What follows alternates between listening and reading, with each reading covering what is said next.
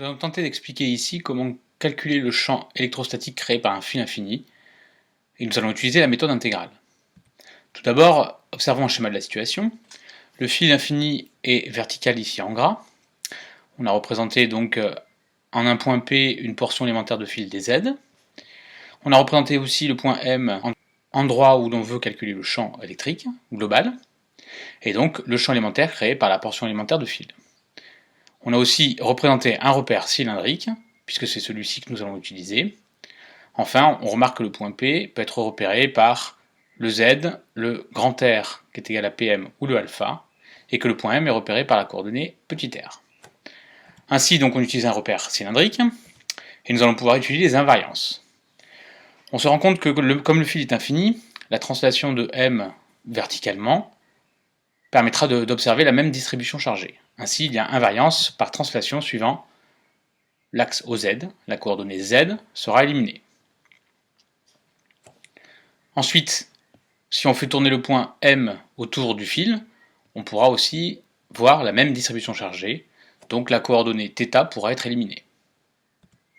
Ainsi, le champ électrique va ne dépendre que de la coordonnée R, mais pour l'instant possède 3 composantes. Pour éliminer ces composantes, nous allons utiliser les symétries. Au niveau du fil infini, il existe 2 plans de symétrie. Le premier, c'est le plan π1 qui est perpendiculaire au fil, qui est défini par les vecteurs ER et Eθ.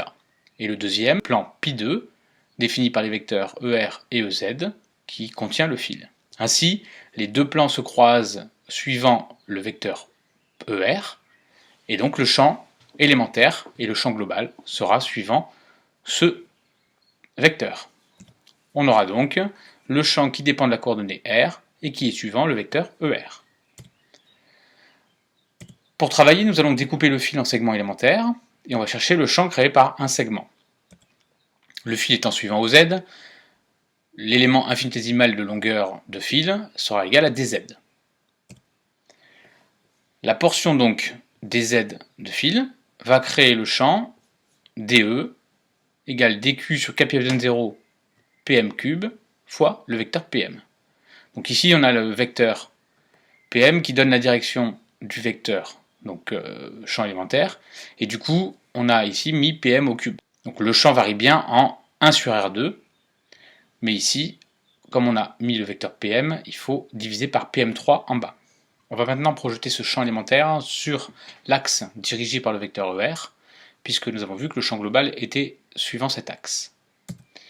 Donc si on projette sur ER, on obtient donc un lambda dz sur 4pi epsilon 0 pm3 fois pm scalaire ER, et on voit que pm scalaire ER, c'est la projection du vecteur pm sur l'axe dirigé par ER, et cette projection donne le petit r.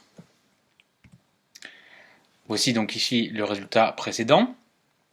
On va maintenant réduire les paramètres qui permettent de repérer la portion élémentaire des z par rapport à O. En effet, PM, Z et alpha sont 3 paramètres qui permettent ce repérage. Donc nous allons garder seulement le alpha. Ainsi, il va falloir transformer PM et Z en alpha. Donc on a cos alpha égale R sur PM. Ainsi, donc PM c'est égal à R sur cos alpha. Et on a Z égale R tangente alpha. Z, c'est le côté opposé, R, le côté adjacent à l'angle alpha. On sait qu'il intervient donc l'élément infinitésimal dz dans le champ élémentaire, donc il faut le transformer en d alpha. Pour ça, on va dériver la fonction ici. Donc z est une fonction qui dépend de alpha, on la dérive par rapport à alpha. Ça nous donne dz sur d alpha égale r facteur de 1 plus tangente carré alpha, ou dz égale r sur cos carré alpha d alpha. Avec toutes les expressions qu'on vient d'obtenir, on va pouvoir transformer notre champ élémentaire.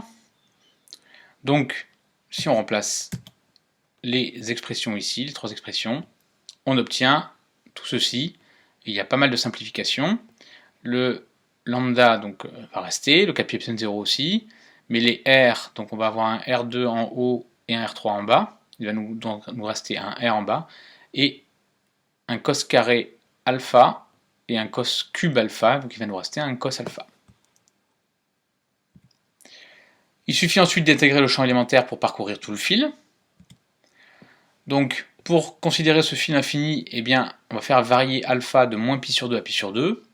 Mais en fait, comme la situation est symétrique par rapport au point O, on va plutôt intégrer de 0 à pi sur 2 et multiplier le résultat par 2. On obtient donc ça c'est la composante suivant ER du champ électrique. C'est l'intégrale sur le fil, donc de lambda cos alpha d alpha sur kappa epsilon 0 R. Les lambda sur kappa epsilon 0 R vont pouvoir sortir de l'intégrale. Il va rester donc juste l'intégrale de cos alpha d alpha entre 0 et pi sur 2. On va multiplier par 2 pour rendre compte la situation symétrique. Et le champ global s'écrit lambda sur 2 pi epsilon 0 R. Donc ça c'est sa norme. Et en vecteur, cela donne E de M égale lambda sur 2 pi epsilon 0 R fois le vecteur ER.